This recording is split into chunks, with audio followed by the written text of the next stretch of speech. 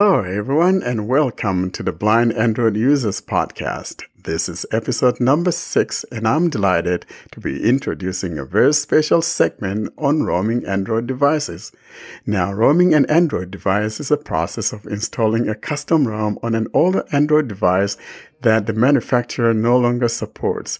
It is my pleasure, ladies and gentlemen, to introduce none other more qualified to take us through this process than the man of the hour himself, the Mongolian roaming minister, Austin Pinto. Thank you, Warren, for that fantastic welcome. And hello, everyone. This is the 6th episode of the Blind Android Users Podcast. And this is the first episode in this segment, Roaming Your Device. In this episode, we will have all the roaming terminologies explained to you.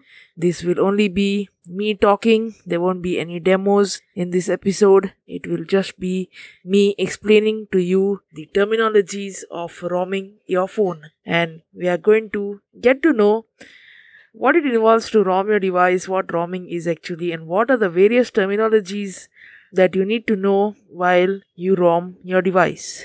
So before I could go ahead and explain to you everything, all the terminologies, let me first of all clarify for whom is this episode. This episode is not for the advanced roamers. This episode is not for those of you who have rooted your device recently, not previously, not back in the 4.4.4 days and 5.1 days, but recently, Android 8, 9, 10, 11, maybe, I think anything after Android 6. If you have rooted your phone after Android 6, this episode is not for you because in this episode, we are only going to do talking. This episode is for those of you who are interested in custom roaming your device, or interested in rooting your device, or interested in just knowing what the custom ROM is and what it involves to install a custom ROM on your phone. It is for all the new users to roaming. Like Warren has said, we are going to go to the banks of the Mongolian river in this episode. We are not going to cross it. We are going to cross it in the next episode. But this episode, we are going to go to the banks of the Mongolian river. So let us get started with terminologies explained. The first terminology, this is nothing to do with roaming, but I will be talking about this OEM a lot in this episode. Let me explain to our US friends what is Xiaomi, or who is Xiaomi, or Redmi, or Poco. So Xiaomi is the main company in China. They make phones, they make TVs, sound bars, vacuum cleaners, cookers, network gear, security cameras, everything. In China, you have a mall called MI Home, in which you have various products of Xiaomi being sold. So Xiaomi makes a lot of products, especially we are curious about their phones. Their phones are budget phones, low cost devices, but value for money phones. Good specs, but you have to pay equally with good specs. And I'll tell you how they make you pay in a few minutes. This is Xiaomi. This is nothing to do with roaming. This was just a thing thrown out there before we actually get started with the terminology. Now let's start the terminology that is related to roaming. What is a custom ROM? The basic terminology. So Android, as you know, is open source and it's developed by Google, but people can download the source code from GitHub and they can add the features that they want. If they want some features, they can add patches that make your device work better. It can sometimes break things, but we are not going to talk about that, at least as of now. So they can add a lot of things to this open source Android and make it customizable. This customizable nature of Android, this modified Android, is known as roaming. And there are two instances of modified Android which I will get to in a bit. ROMs are built by developers. They are not built by smartphone manufacturers. All the smartphone manufacturers do make ROM, but here I'm talking about custom ROMs. These are aftermarket firmwares that people can install on their devices that can improve performance, improve accessibility. If you have an old device, it can give you the newest version of Android depending on how the developer support is for that device, and a lot more features. If your device does not come with a lot of features in Android in its stock firmware, ROM will add some more features to your device. So this is what custom ROM is. I'm not going to go in the official definition of custom ROMs. I've explained to you in my own words. So that is what is custom ROM. Now what is a skin? Skin or UI. What is this? And here comes the Xiaomi. Here comes my favorite OEM, which I will be talking about. So companies, what they do, not Google, all the other companies except Google. Google also is a skin. The stock Android that you use is a skin. It is a UI. So all the UI that is built in front of any software is a skin. So even the stock Android is in a way a skin. But here we are not talking about stock Android. Here we are talking about other companies. So other companies, what they do is they modify Android. They add various gestures. They add their own home screen. They add their own settings panel. They customize the settings panel. They customize the notifications panel. They customize the recent app screen, the quick settings panel. They make the clock look a little differently. Battery icon look different. Icons look different. They change the gestures. All this, everything is a part of the skin. This is the stock UI that comes with your phone. This is a part of the stock UI. Now these skins, some of them, specially made by Xiaomi, have got some elements in them that break accessibility. So that is what a skin is. They also add bloatware. Companies do add bloatware. Not all of the companies, but most of now bloatware is reducing, but it is still there. Some of the bloatware cannot even be uninstalled. Some of the bloatware has been detected to be malicious apps that serve ads and all the other bad things that malicious programs do. One of the major phone manufacturer that was in the news recently last year was Techno. For all our African listeners of the African continent, Techno is a very popular phone manufacturer. They had embedded malware in their skin and sold the phone to users. Fresh new out of the box phone with malware. And this article will be linked in the show notes for you to read if you want to read deeper into this news story. So this is what a skin is. Next question. Who must ROM their device? Now let me put in, before I answer this question, let me put in some small terminologies here which are not worthy of being classified as major questions. And yes, of course, our podcast do have chapter markers integrated into them. So each question is going to be a chapter marker. If you listen to the podcast using an app that supports chapter marker, then you can go to whichever question you want the answer to. But I would recommend, if you are new to custom romming, you have never done any of these procedures before, to listen to the entire show. So the terminology that I wanted to put in is ROMers. What are ROMers? ROMers are those people who install ROMs on their device, or custom ROM installer, people using custom ROMs. Developers may be classified as ROMers, but not really. By developers, I don't mean app developers and all, I mean custom ROM developers. But ROMers are generally those who install the custom ROM. These are called ROMers. Okay, so now comes to the big question. Who must ROM their device? And by who must ROM, I mean who must install a custom ROM. So, number one, if you have an old device which is perfectly working, but you want to give it a new version of Android, then you can install custom ROM. The best example of this is, now I hope you are sitting down, because in some seconds what I'm going to tell you is going to make you go to eBay and get this device. I think so. That's what it's going to do if you don't have the device. For those listeners who are on Android for a lot of time, by a lot of time I mean 2011 or before 2011, or even those who are technically interested in technology,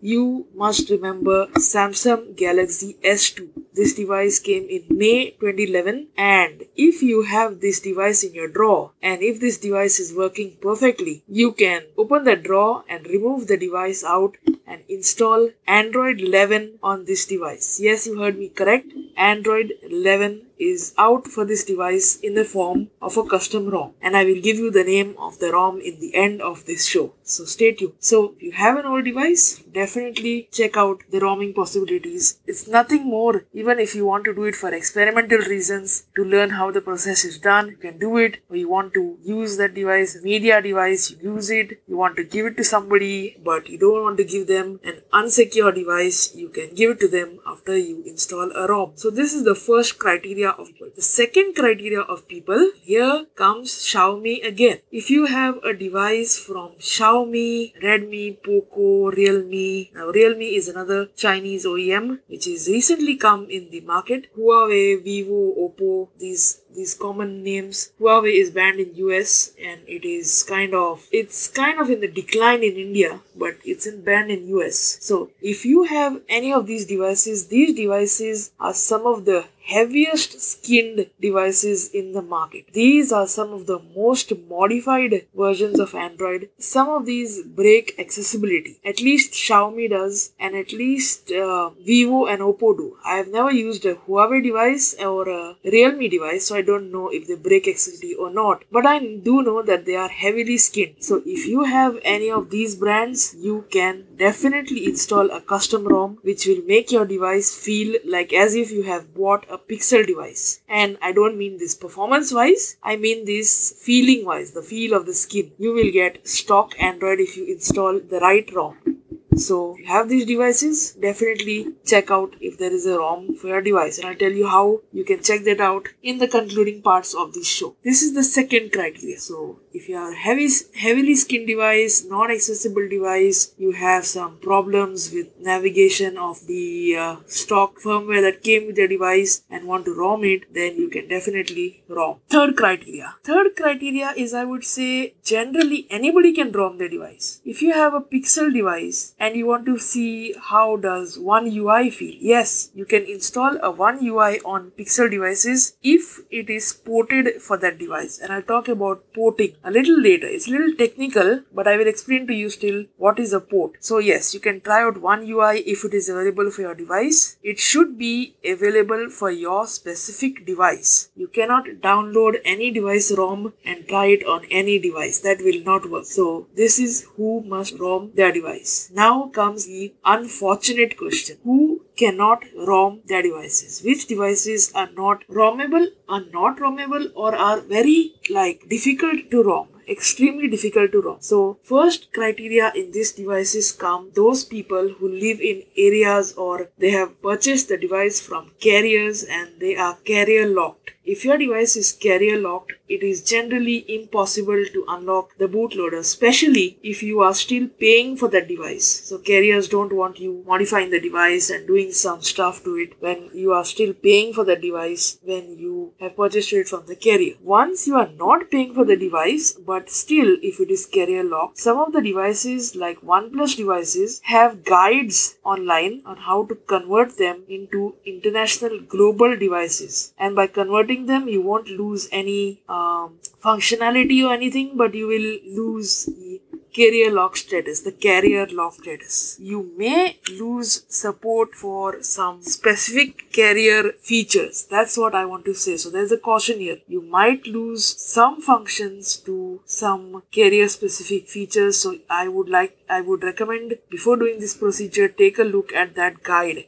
Not that guide, the guide for your specific device. And we will talk about where to get all this information at the end. So, like always, stay tuned. So, this is the first criteria of people who cannot ROM the device. The second criteria, these are the only two criteria who can't ROM the device. Samsung devices can be ROM, but they are generally difficult to ROM because to ROM the device, you need to unlock the bootloader. We will be talking about that a little later. So to ROM your device, you have to unlock the bootloader, and Samsung does not make it easy to unlock the bootloader. Also Xiaomi is easy to unlock the bootloader, but not for us because their unlock tool is not accessible. I'll talk about that when I get to the section on how to unlock your bootloader or what is bootloader unlock procedure. So Samsung devices are generally not ROMable. They don't have good developer support. Some devices may have them, some don't. So if you have a Samsung device, you'll have to stick with One UI. That's what you'll have to stay, or at least if your device is in warranty and if you want to ROM your device, I would say stay away from this because unlocking the bootloader will void your warranty. So this is who cannot unlock the device. Now comes to the fun part. What are advantages of ROMing your device? The first advantage is if your device is heavily skinned or if accessibility is broken, ROMing makes the device accessible. It improves accessibility. It does not solve the limitations that are there in TalkBack. So ROMing your device will not improve responsibility of web views and all those things. No, those limitations still exist, but they improve general accessibility because you are installing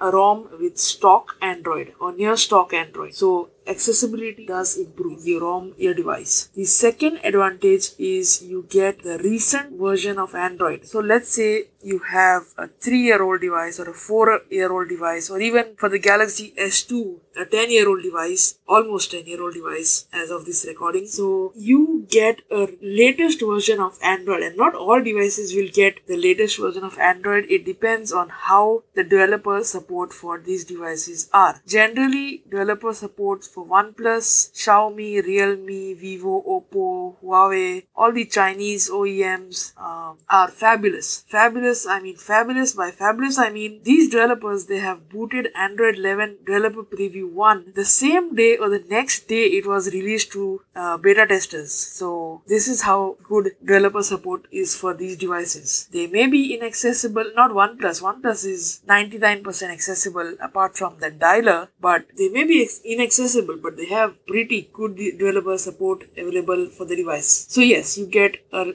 latest version of Android after you ROM the device. Also, the security of your device with the latest version, one way it improves, but one way it goes down, and I'll talk about how it goes down in the disadvantages section, which is coming right up. So now comes the section that I was just talking to you about. What are the disadvantages of ROMing your device? The first disadvantage is that you lose device security. Now why I'm saying this is because for ROMing your device, you need to unlock the bootloader, and unlocking the bootloader does disable a lot of security features on your device. So you do lose security. Second disadvantage is if you don't do proper research, you might install a ROM that has bugs that can make your device non-bootable, that can break some of the critical features of your device such as network, Wi-Fi, Bluetooth and all those other features that you depend on. Some ROMs, especially the ROMs in alpha build, I'll be talking about ROM types a little later, but ROMs in alpha build have even been seen to have audio not working, so that will break TalkBack. So yes, these are the second disadvantages of ROMing a device. And the third disadvantage is your device can get bricked. Now what is a brick device? I will be covering in 2 minutes. But before that, let us start now slowly moving towards the bank of the Mongolian river by speaking about one of the first stages that you will ever do for ROMing your device, and that is unlocking the bootloader. So what is the unlocking the bootloader procedure? How is it done? What are the advantages, disadvantages? Everything will be covered in this one big section. So unlocking the bootloader is like disabling the digital signature on Windows 10. It is disabling protected file system access on Windows 10. If you delete a protected file in Windows 10, you get an error, access denied and all those errors. It's like disabling those. So it is moving a step which you modify your partitions. It gives you access to flash partitions on your phone, to modify system partitions which you would not be able to modify for unlocking the bootloader. So this is what is unlocking the bootloader. It degrades security a little bit because when you're unlocking the bootloader, you get a prompt saying that device protection features will not work. Some of the device protection features will not work. So this is what is unlocking the bootloader. Disadvantages are the same, like I said before, you lose security and all that. So there are no advantages. I mean, this has to be done. If you want to ROM, if you want to root, this is the first step in everything. This is unlocking the bootloader. So how is it done? Different devices have different procedures to unlock the bootloader. Devices such as Pixel devices, OnePlus devices are very easy to unlock the bootloader. You boot your device in fast boot mode. Now what is fast boot mode is, I will be talking about that a little later after I finish the bootloader unlocking section. So you boot your device in fast boot mode and you install platform tools, Android platform tools or ADB on your computer. There is no need to install ADB now because Google has made portable platform tool packages available. So you just download the zip, extract the zip to a folder and open a command prompt in that folder, and then you type the command fastboot OEM unlock. But before you type these commands, you need to do a procedure, and that I will explain to you now, but I will demonstrate to you in the next episode of this segment. Now these episodes are going to be uploaded randomly. These will not be uploaded in sequence. So if I upload an episode maybe in January, the next one maybe in February or March, we will try to upload them quickly so that our listeners don't lose touch. But each episode will be a summary. There will be a summary of what was discussed in the previous episodes so that our users are kept aware of what we have already discussed. So yes, this is what is the procedure to unlock the bootloader. You have to first of all enable USB debugging. And how to enable that? You need to go to settings on your phone. You need to find about phone or even a tablet. About phone, about tablet. You can do this on your tablet. You can do this on Android devices, even on TVs. Even TVs can be ROMmed. But generally TVs don't have developer support because nobody will ROM their TVs. I mean, people use TVs for like entertainment purposes mostly, not for they don't look at features and all those things, at least not stock Android and all those things. But you can do it. If there are ROMs available, you can definitely do this. We won't be getting into ROMing a TV because that is out of the scope, but I will be telling you how to do it. I'll be explaining to you how to ROM. It's the same way as a phone, but you will do this wirelessly. So yes, TVs can be ROMmed. And there are packages available for TVs. Some of the TVs may have developer support. We need to check that out. So you go to settings, you go to about phone, and you tap on build number. Find a thing called build number and tap on it 7 times. So if you have double tap enabled, you will tap on it 14 times. Single tap, you will do it 7 times. And this will enable a feature called developer options. But before you enable this feature, it will ask you to enter your PIN or pattern or password or however you unlock your phone. You will have to enter that because developer option has some advanced features that might cause your phone to misbehave. It won't break your device, but it may cause your phone to misbehave. It might reduce security of your device, and one of the features that we will be enabling now will reduce the security of your device. So you enable developer options, then you go back and you find developer options in your settings. You go to developer options and enable OEM unlock. See if there is an OEM unlock option. Some of the phones have it, some of the phones don't have it. If it does not have, it's okay. Enable USB debugging. USB debugging is available on all the phones, so you have to enable that if you want to unlock the bootloader. And then your phone will be able to communicate with your computer using ADB. Now what is ADB? Is Android Debug Bridge. So it helps you to debug your phone. Basically it's for developers, but it also helps you to install applications, to sideload applications. A lot of cool features it has. And one of the features I will be demonstrating a bit later, and that is sideloading an application. So then you boot your phone in fast boot mode. You'll have to do searching on Google on how to do this. Different devices have different options or different ways of doing it. And then once your device is fast mode, connect it to the computer, open the command prompt on the folder to which you extracted the platform tools zip and type fastboot flashing unlock and hit enter. Then type fastboot reboot and then your device will reboot. You have unlocked the bootloader. But now, before doing this, keep a very good backup of all the data that is on your data storage, that is on your internal storage, because you will lose this data. Your device will be factory resetted, so all the data will be erased. So have a very good backup on your PC. You copy this data on your PC and don't keep it even on external storage. If your phone has a slot, which most of the nowadays phones don't have an SD card slot. So don't have it, then copy it on a PC, copy it on a pen drive, copy it cloud, or keep it wherever you want, but keep it safe because you will lose data. So this is the first stage in romming your device. We have reached the banks of the Mongolian river and now it is time to not cross the river but explore the waters near the banks. So next question comes, what is a bricked device? I have repeated the term brick for at least 2-3 times now. So a brick device is nothing but a device that fails to boot after you flash a ROM, a custom ROM. It generally happens after you flash a custom ROM, but it may happen also after you flash a faulty update that the system manufacturer releases. And here again I would like to put my favorite OEM under the bus. Recently, at least, there was a lot of news that for those of you who has Xiaomi Mi A3 device, this is the worst. This is an Android 1 device, so you can imagine. So what Xiaomi did is this happened with Android 10.0, this happened with Android 11. Xiaomi rolled out an update for the device that caused the device to brick in such a way that if you install that update and you restarted your device would no longer boot.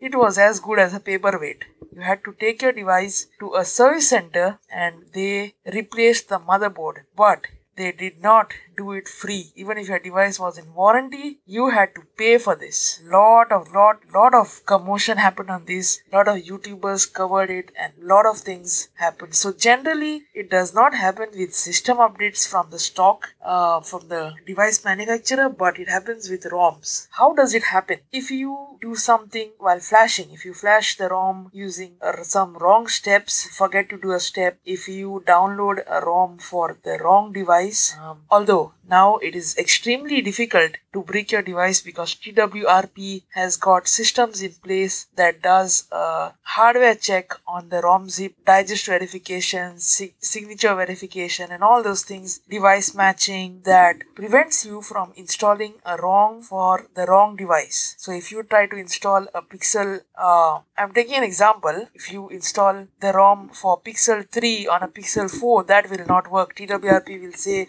device mismatched or something. But yes, you can do that. If you want to brick your phone purposely, there is a way on how to install the wrong ROM, but I'm not going to go into that because I don't want you all to brick your device. So it can be done if you want to do it. There are two types of bricks. One is soft brick. These bricks are generally very easy to recover. All you need to do is flash a stock ROM back, and that is it. Your device will be booted again. This is the most easiest recovered brick. But definitely, if this happens to you, and my old friends who have crossed the Mongolian river will say, we must have bricked a device once in a lifetime. Definitely we have. I have. I don't know about others, but I have. And you will say, and you will comment, if this happens to you, and especially if it's the first time, you will be under serious panic, especially if it is not a very old device. If it's a decent device, if it's an old experimental device, then you may not care. But if it's a decent device, wow, that will be super panic. But soft bricks are nothing to worry. You can recover from them. The most difficult brick is hard brick. I mean, you don't even want your enemies to get that brick. That brick is serious. Soft bricks are generally when your device does the following symptoms. Your device will show the following symptoms if it has a soft brick. Your device will boot, but it will get stuck on the Google logo, it will get stuck on the phone manufacturer's logo, it will constantly reboot and reboot. Every time it will reboot either into recovery mode or into fast boot mode, and it will just constantly keep rebooting. This is also called a boot loop. It will enter into what is called a boot loop. So it will constantly reboot. This means that you have got a soft brick. You need to download the stock ROM package and install it. Now you will get all of these guides that I have spoken to you about from the beginning of the show. The guide to unlock your bootloader, the guide to convert your device into an international version, the guide to recover from bricks, everything on forum.xdadevelopers.com. And I will be linking this link in the show notes, so please go and check the show notes. Or you can search for the term. You will have to type the following in on Google. So let's say you want to unlock the bootloader of OnePlus Nord. So you will have to type in Google XDA guide unlock bootloader for OnePlus Nord, and there it will be the first search results, maybe an XDA guide on how to do this. So XDA developer is our friend. It is like a ship that takes us across the Mongolian river. If you want to cross the Mongolian river, you'll have to board the XDA ship. So that is the brick. Now hard brick. Hard brick is when your device does not even boot, or it may show a white blank screen, or it may just vibrate. It may just keep on vibrating and the screen will be blank. That is a hard brick. This brick is nearly impossible to recover from. You have to take your phone to the service center. They may change your motherboard, and unfortunately, if your device is made by a company that voids the warranty when you unlock the bootloader, one of the company being Samsung, because Samsung uses a fuse to detect if your bootloader is locked or unlocked, and as you unlock, the fuse is blown, so they can easily find out if you have unlocked the bootloader, and if your warranty is void, then your device you'll have to pay for fixing this device in the service center, and that can be a lot. Because service centers generally say that, oh, your motherboard has failed, you need to change your motherboard, and then goes a lot of moolah. So there are some phones, if you have a really, really technical friend, some of the phones by Xiaomi, and again, Xiaomi is doing some good things, some bad things. Xiaomi phones have got a feature. If you open the phone up, at the back where you attach your USB cable for charging, at the bottom of the phone, that board that is there, the USB cable attaching board, has test points at the back of it. These test points can be shot to boot your phone in something known as an EDL mode or a QDL mode. Now, both these modes are for Qualcomm devices. MediaTek uses a download mode. Even Samsung calls their mode a download mode. Once you get your phone into these modes, so how you will know that your phone is booted in QDL mode or EDL mode? EDL is emergency download and QDL is Qualcomm diagnostic loading. So, or loader is if you connect your phone to the computer, you will hear a connect sound. But if you go to device manager, you will see a USB device called Qualcomm QD loader, or you will see a device called Android EDL loader. One of the two. If you see that, you'll have to download the tool by Qualcomm, and all this is available on XDA. Definitely, these are all available on XDA. You'll have to download the tool and flash it using Qualcomm's tool. If you have a device that has a MediaTek CPU, you will have to download the SP Flash tool. MediaTek uses something known as an SP Flash tools. MediaTek CPUs are generally in the Asian continent. Some of the European continent may have MediaTek CPUs, but US is generally Qualcomm. There may be a few if you have imported or something, but Qualcomm is generally, or Exynos. Exynos is Samsung's own CPU, so Exynos is again in Asia, especially in India. I don't know about the European continent. I think UK has it, but US has Qualcomm. Samsung uses Oden. So if you have a Samsung device and if you do something and if it breaks, then you can use Oden, which can be downloaded from Sam Mobile. I mean, Oden and the firmware can be got from Sam Mobile. I will link the links for all these in the show notes. For Sam Mobile, for XDA, for the Oden package, and everything else that I discussed will be in the show notes. So do go and check that out, please. This is the brick story. This is about all hard brick and soft brick and how to recover from bricks. Now comes the sort of third stage of romming your device. Now, where you will say, where did the second stage go? I mean, second stage is a minor stage, but at the same time, it is a major stage, especially if you have got a device with Android 8.1 or later. The second stage is installing TWRP recovery or installing a third-party recovery on your phone. Now, TWRP is TeamWin Recovery Project, and it's a third-party recovery. By third-party, I mean it does not come from your phone's manufacturer. So you install this recovery, which helps you to do all the processes that we are going to do in the next episode, but I'm going to explain to you now. So you will have to download these from XDA. All of these things can be obtained from XDA. You'll have to create an account on XDA if you want to post, and you want to download files from there, then you will have to have an XDA account. Okay, so this is what is the second stage, which is a minor stage. But yes, if you have got an 8.1 and later device, in this second stage, you will need sighted help to decrypt your data partition. And I will be showing you how you can decrypt it when we flash the ROM on an A-only device in the next episode. So this is the second stage. Okay. Let's go to the third stage. This is not exactly a stage if you want to install a ROM, but many of our users, many of our listeners have told me to cover rooting. And I'm going to explain rooting. I'm going to show you how it's done in the next episode, but I will be explaining to you what is rooting and what are the advantages and disadvantages and all that. So this is going to be a big section. So what is rooting?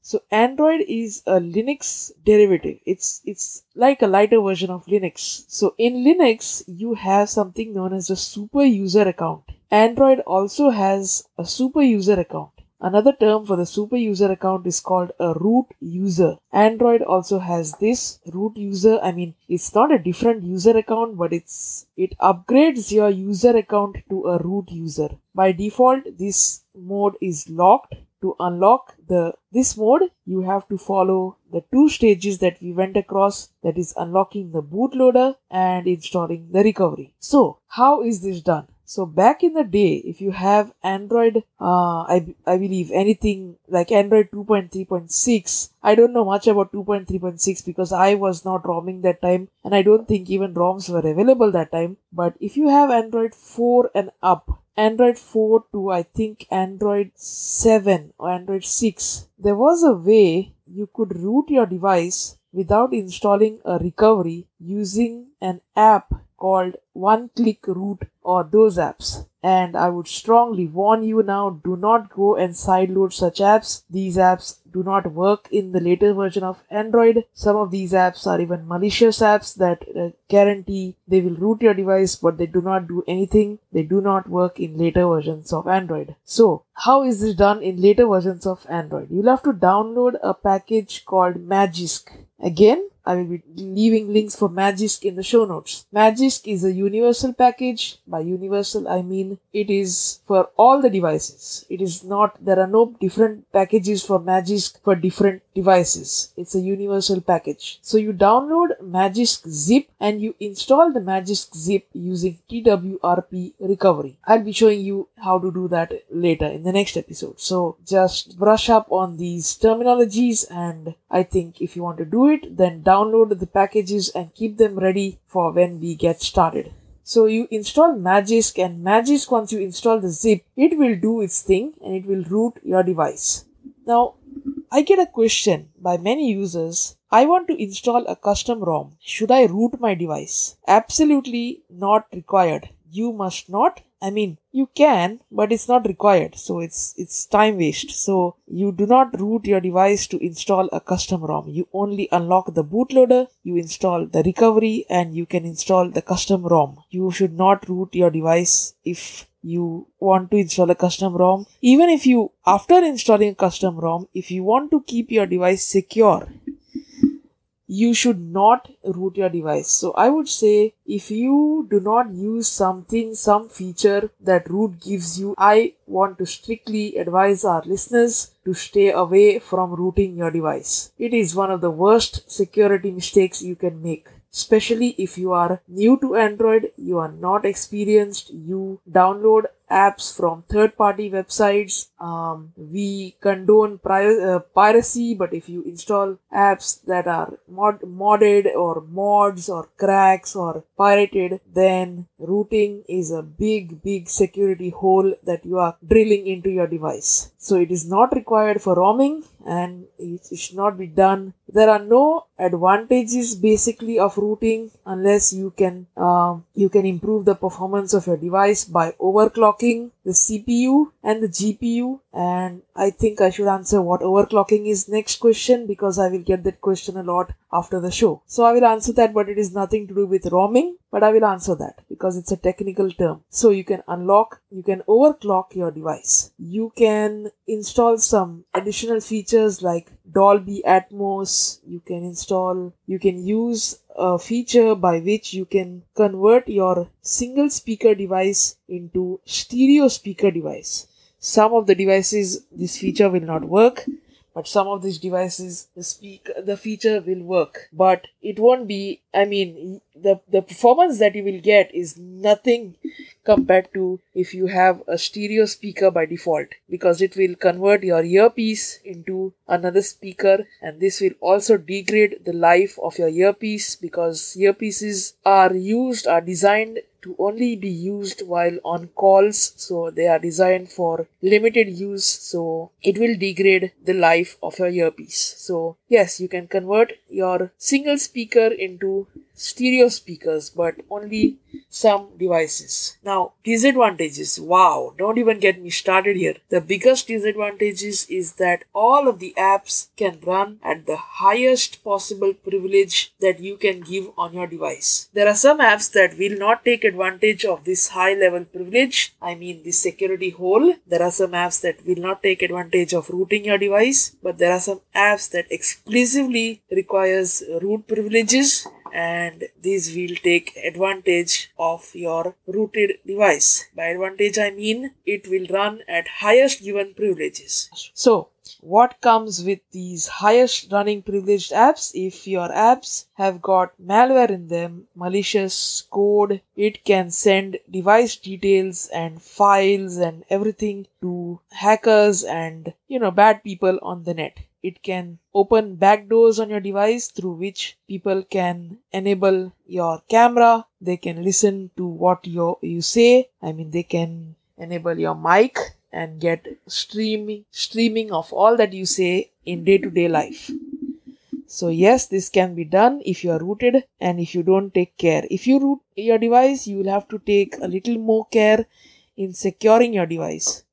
And by take care, I mean stop downloading apps from third-party websites, stop installing pirated apps. Definitely you should not indulge in piracy, but you should stop installing it if you root your phone.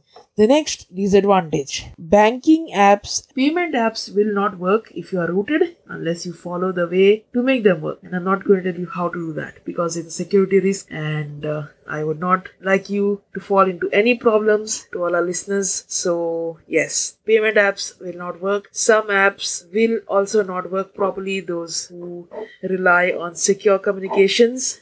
Okay, so this is the advantages, disadvantages, what is rooting, and all of those questions answered. What is overclocking? Now, overclocking is nothing to do with romming. It is just a technical term that I had repeated, so I'm going to explain to you. Overclocking is pushing your device to its limits. I mean, its max, more than its max. It pushes your device to more than what the engineers have designed your device to go to. How do you do that? I'm not going to show you, but I'll explain to you how it's done. You will require a third-party kernel. I'll get to what is a kernel a little later. You will need a third-party kernel. You will need an app called kernel auditor, and you will need certain preset settings. These preset settings differ for each device. So what it generally does, it pushes extra voltage to your CPU, your GPU, and your RAM. This improves device performance, but it also comes at a cost. Your device generates more heat. If done improperly, you can burn your CPU and GPU. Of course,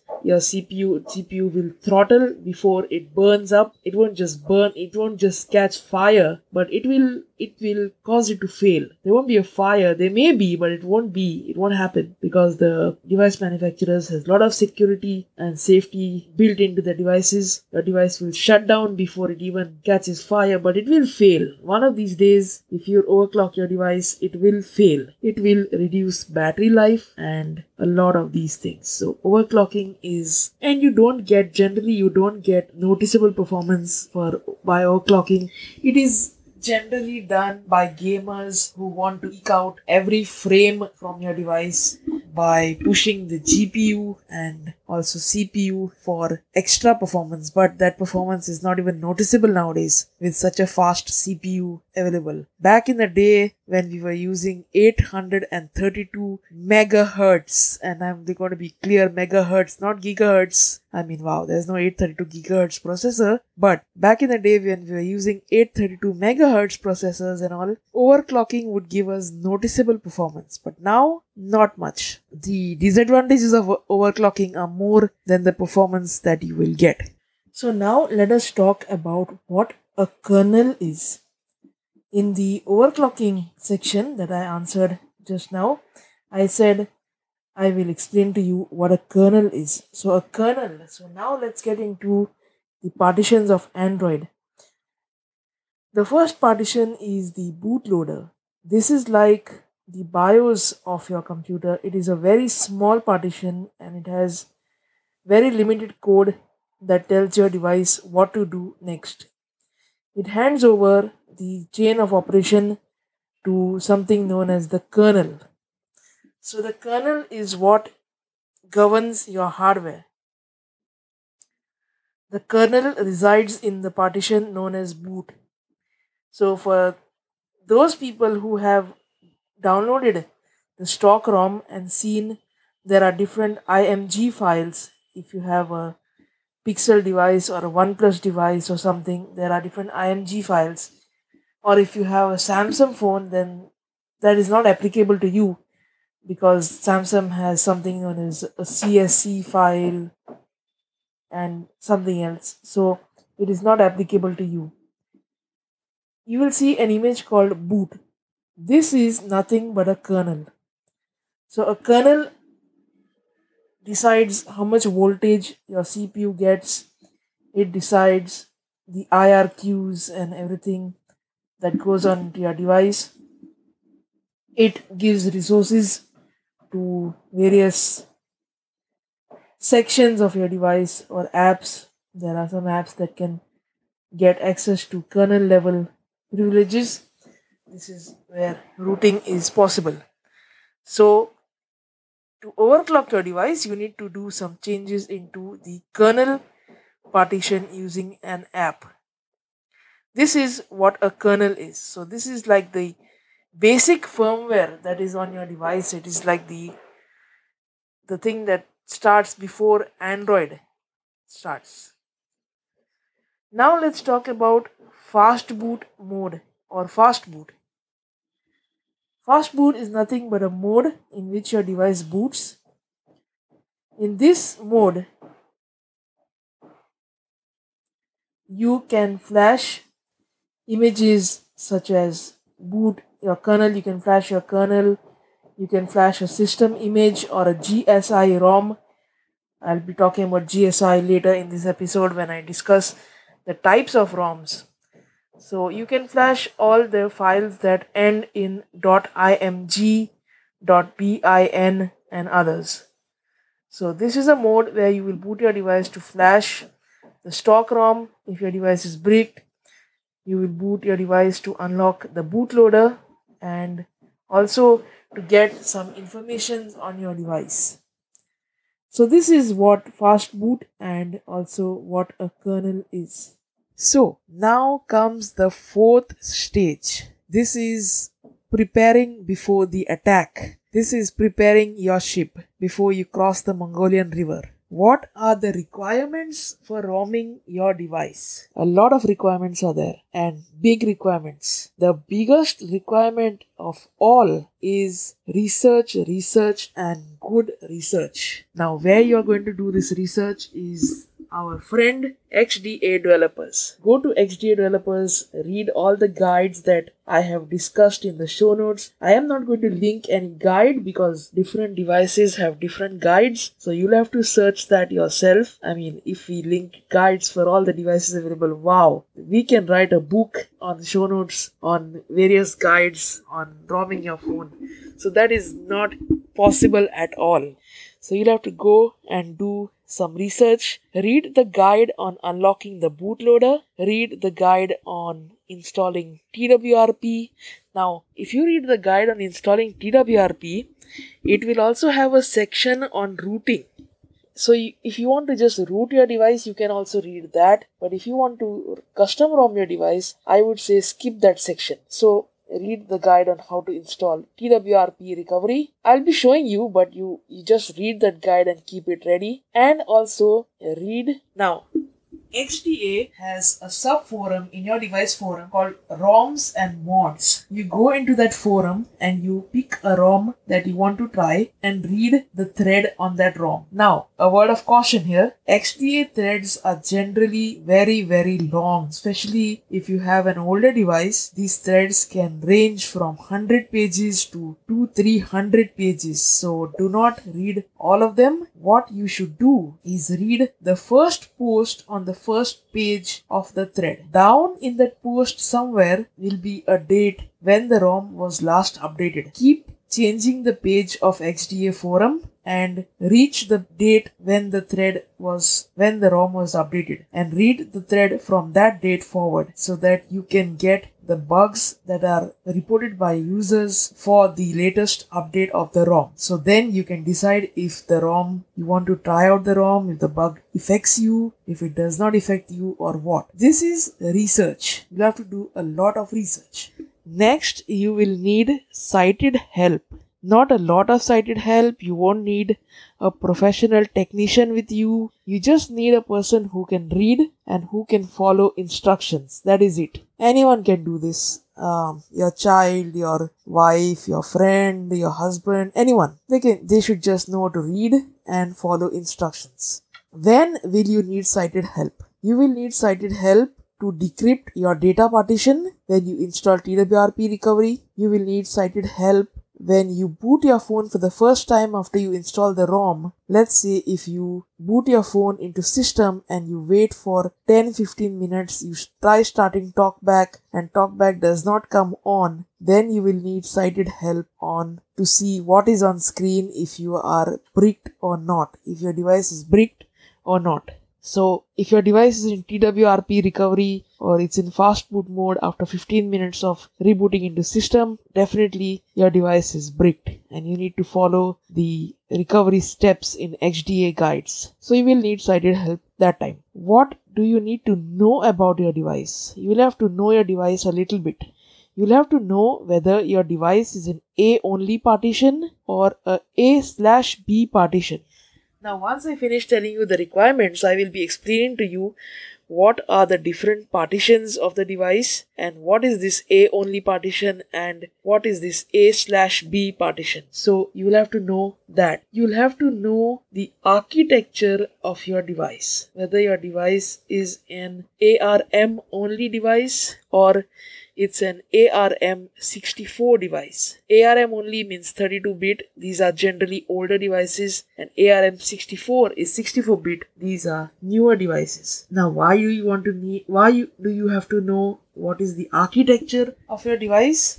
Is because I will be asking you to download some files later on. So how do you know all this information? The easiest way is downloading an app from the Play Store called Treble Compatibility Check. I will be linking the link in the show notes for the app. You can also download the app from APK Mirror if you have a very old device and you don't want to link your Google account to your device. You can download and install it from APK Mirror, and I'll give both the links in the show notes. This is the easiest way. This will tell you everything that you need to know to install the ROM. But if you want to do work, then you will have to know the specs of your device, which CPU your device came with, search the CPU name on Google and find the architecture. You will also have to know what type of partition your device has, and this information is generally not easily available. But a rule of thumb will be, if your device has come with Android 10 at least, then it will be an A/B device. Some of the devices that are come with 9 also has A/B, and even 8. So anything after 8, Android 8, is a suspect. You need to have this information clear. If you have a device which is running an Android version older than Android 8, you don't need this information. You don't need to install Treble Check app, but you can install it to know the architecture of your device. You need to know that. So, what are the next requirements? The next requirement is a good quality USB cable. And I mean, definitely I'm serious about this. You are installing a new Android. You are replacing Android of your device. So you do need a good quality USB cable. And by good quality, I don't mean go and get a very, very expensive cable, but get a decent cable. Do not get a thin or a flimsy cable that will disconnect mid-procedure and cause you to brick your device, or use a very old cable, or use it on a computer with a USB port which is loose. So you need a good connection between your computer and your device. So you need a good cable and a good USB port. Next, you will need some packages. I will be linking the links for each of these packages. Not each of these packages. I will be linking the link for universal packages. So what are universal packages? Universal packages are those packages which will run for any device. You don't need to download a specific device package. Like Magisc is a universal package. ADB platform is a universal package, of course, because it runs on Windows, Mac, or Linux. So it's for the computer, so it's not for Android, but it is there. Linking for all the three. I'll be linking direct download links. You can download zip file and extract it to a folder. There will be a lot of items once you download the zip file. It's not very big. It's 30 MB or something size as of recording on January 18, 2021. It is not lot. It is 30 MB as recording of January 18, 2021. The size may increase or decrease as you listen to podcasts from maybe many years from now, or I don't know when you will listen to them as you find them. So yes, you need Android debug tools, ADB, or Android debug bridge, not Android debug tools. So this is the first package that you will need for your computer. The next packages are all required for your phone. You will need TWRP recovery. This is not a universal package. This has to be downloaded for your particular device. You download and copy it to the ADB, to the folder where you extracted ADB. So yes, you keep it ready. Next, you will need opengapps. I know you will say, where did the ROM package go? I'm going to come to that because I'm going to explain to you something after this. So, you need opengapps. What is opengapps? Gaps, or Google Apps package, is what is opengapps. It does not come directly from Google. What I mean is, apps are developed by Google, but these packages are made by the team at the opengapps project. Now, a word of warning. When you download opengapps, if you search for opengapps on Google, you will get a website called opengapps.org. Do not download anything from this website because this website is very old. They have not updated this website for over a year, and they have moved to SourceForge. So I'll be linking the links in the SourceForge. I'll be linking the SourceForge link in the show notes. So how do you determine the right version of opengapps? This package comes in various flavors. So first thing, the easiest thing, let's start. Each version of Android has a different gaps package. Now gaps and opengapps are the same. For ease of use, I'll be calling them gaps. Each version of Android has different gaps. So if your device ROM, if you want to flash a ROM with Android 11, you'll have to download opengapps for Android 11, and so for Android 10, and so on and so forth. This is the main package. These packages then come in sub packages, like sub flavors, the flavor of the package. One of the flavor is opengapps aroma. Opengapps aroma we don't want, because when we are installing ROM, now TWRP recovery does not have talkback support. Talkback is not going to work in recovery. When your device is in recovery mode, talkback will not work. But you can do each and every procedure that I will be showing you on your computer. So, aroma gaps is, or the aroma flavor of opengapps is having an aroma installer. So even if you can install the zip from the computer, on your device screen there will be an installer popping up asking you to select the apps that you want. This is not accessible because TalkBack is not running in recovery mode. So you don't want aroma gaps. You can download the next one, that is opengapps Super. opengapps Super has each and every app ever made by Google. Ever. Each and every app. There is not a single app that will not be in this package. If Google has made that app is there. This is the biggest gaps available. So if you want the whole Google suite of apps, you will have to download these gaps. But a word of caution, if you have a very old device with a limited system storage, I would suggest you not download Super. If you have a newer device and want the Google suite of apps, yes, you can download Super and install. It is 1.4 GB in size as of this recording. The next comes what I install. This is opengapps stock. Not all, but these three opengapps, Aroma, Super and Stock, they have TalkBack and TTS pre-installed in them. So, Stock is the third largest gaps, and Stock is what I would recommend you to download. The Stock gaps package has all the apps that are available on a Pixel device. These don't come with extra Google Suite apps like the Super, but they have all the apps that come by default on a Pixel device. So you can download Stock. You may not download Stock if you read the first post in the ROM thread for your device. The ROM developer will recommend which gaps you should install. You could go ahead and ignore this recommendation and experiment by installing opengapps Stock. The most that will happen is a soft brick which you can recover from by reflashing the ROM and reflashing the recommended gaps package. Anything below opengapps Stock, such as there are various names and I'm not going to go in order of size. There is opengapps Micro, there's opengapps Nano, there's opengapps Mini. These all do not have TalkBack or TTS built in. So if you are recommended to flash any of the other gaps, you will have to build a zip of TalkBack and Google TTS and then flash that. I will be showing you how to build the zip, but I have already built the zip and I will be linking them in the show notes. This zip is a universal package.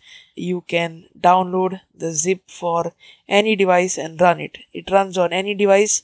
It's a universal package, and if it does not install on your device, you can send us an email. I'll be giving you the details at the end and I will then take a look and see what I can do.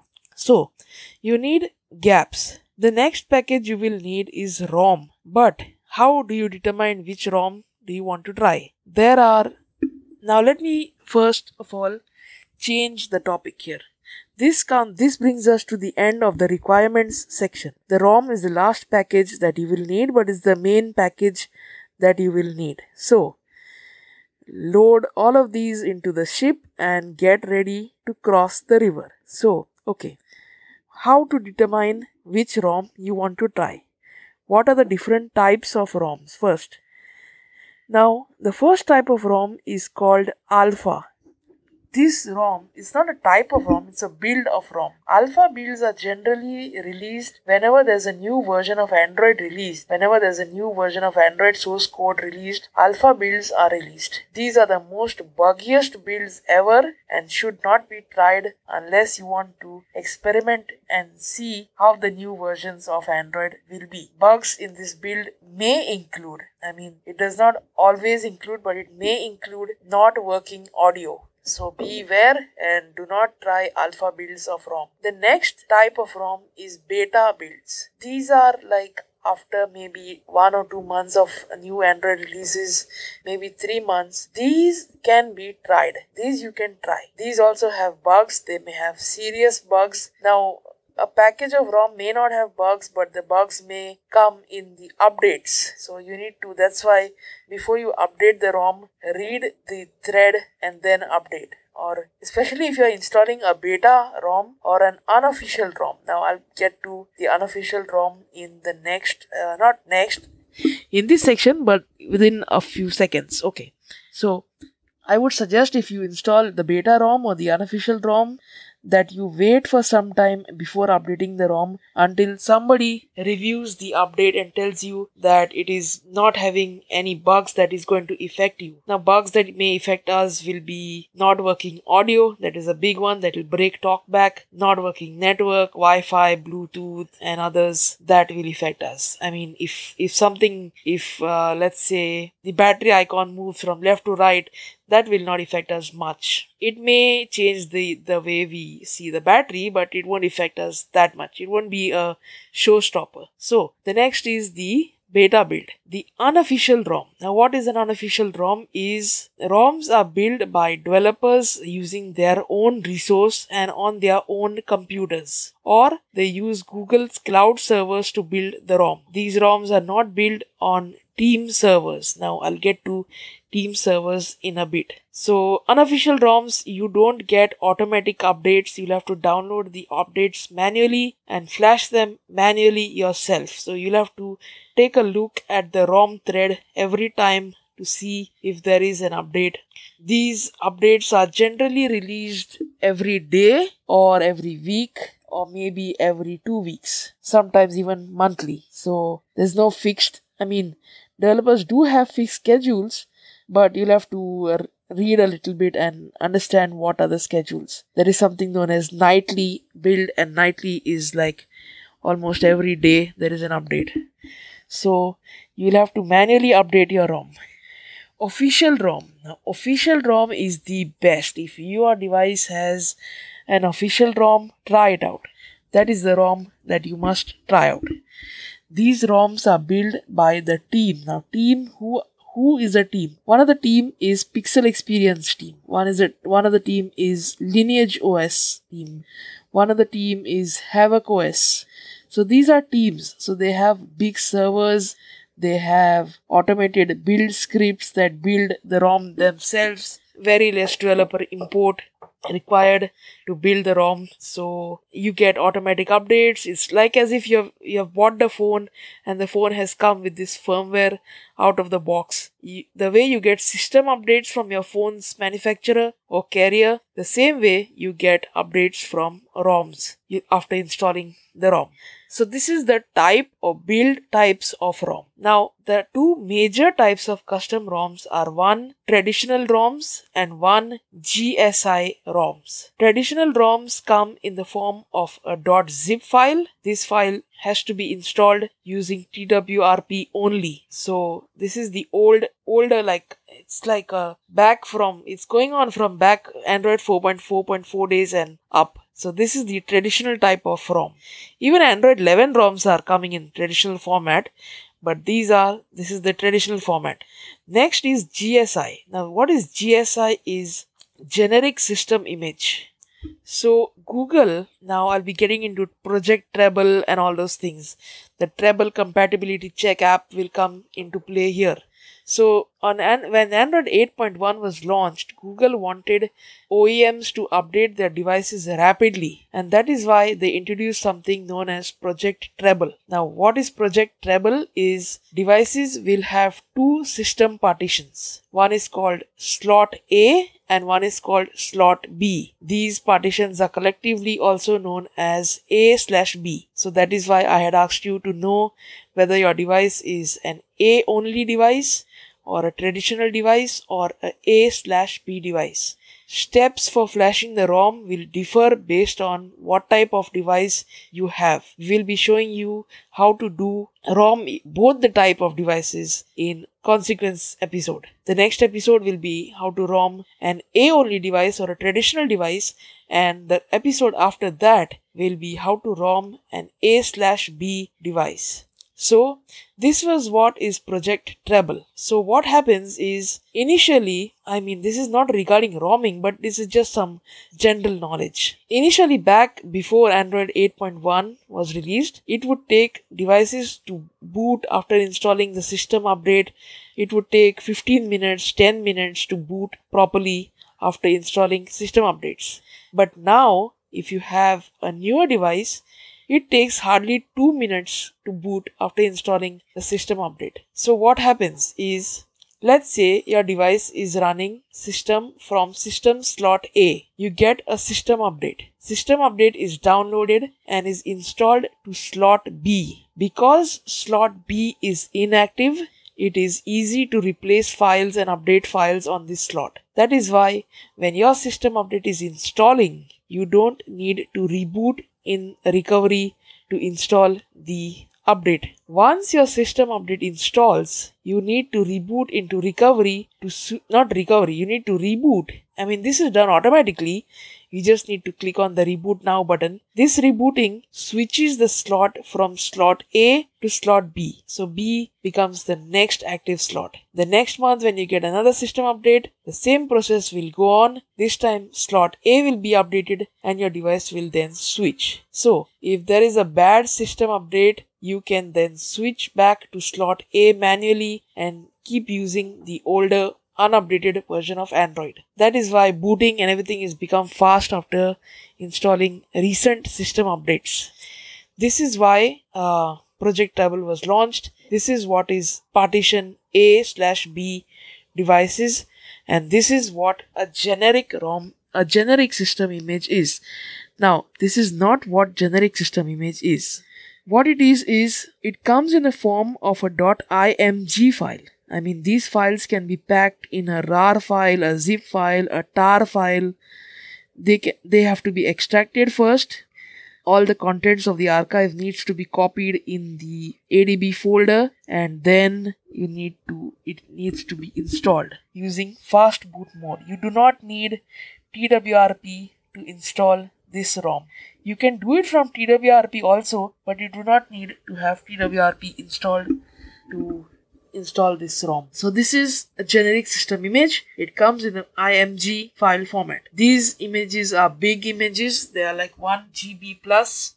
These are universal images, so it can boot on any Treble compatible device. But these images also may have bugs unless you have a developer that has patches that give you the patches. You need to then flash that zip, an additional zip, and the bugs will be solved. I will be showing you how to install a GSI ROM when we do a romming an A/B device. So a GSI ROM is more easier to install. It is not very difficult to install a GSI. Traditional ROMs are more difficult to install on TWR recovery. So now this is all the types of ROM and the builds of ROM. What are the packages that you can try? Best package for accessibility is Pixel Experience. This ROM comes with TalkBack and TTS and everything pre-installed. So if your device has a Pixel Experience ROM, you don't need gaps. You can just try Pixel Experience ROM and your device will have TalkBack and Google TTS pre-installed. These ROMs also have all the apps that are ever built in a Pixel device. Pixel Experience ROMs are generally larger than other ROM packages because they have Google apps pre-installed. Now, some of the unofficial Pixel Experience ROMs may not have gaps pre-installed, especially Moto 7 Power. You need to read the first post of the forum of the Pixel Experience ROM and see if it's specified there that you need to download gaps. It generally says gaps pre-installed, no need to download. All these packages that I'm giving you come in a traditional format also and a GSI format also, so you can pick whichever one you want. But I would suggest that you go for the traditional one, since that is more built for your device. GSI is like a universal package, so it may contain bugs that may spoil the functionality of your device. Not damage, hardware damage, but some features may not work. The next best, or even I would say, I would also keep this ROM at the first number package, is Pixel Experience Plus. Even this ROM comes with gaps, but it has more customizations than Pixel Experience ROM. It has a little more customizations, but it is very close to Pixel Experience. The third type of ROM that you should try is Lineage OS. These ROMs do not come with gaps pre-installed, so you will need gaps for this ROM. Lineage OS also is close to Pixel Experience in terms of clean Android interface, but it has a few more customizations than Pixel Experience ROM has. So Lineage is not exact copy of as if you would buy a Pixel device and flash the ROM that way. It's a little different. The next you can try is Havoc OS. This is not at all stock Android, but it is accessible and it has a lot of customizations in it in this package. You can also try other packages. There are a lot of packages. Some of the package names I have not even heard of. 30 to 40 ROM packages are available. These packages are not at all stock Android. They have a lot of customizations, but they are all accessible. Some of them may not be, but if you try packages I have mentioned, you will definitely improve accessibility of your device. So this is the ROM package that you need to try. So you need any of these ROM packages that I give you, that I have mentioned. If they are available for your device, download them, keep them ready, keep your boat ready, crossing the Mongolian River in the next episode. But before we let our listeners go, and I know it's been a very long show, Warren, do you have any comments? Especially this terminology that romming is called as crossing the Mongolian River. This is actually Warren's terminology. Why do you call it as crossing the Mongolian River? Well, thank you so much, Austin. That was beautiful. And here's the reason why I call that thing the Mongolian River Baptism.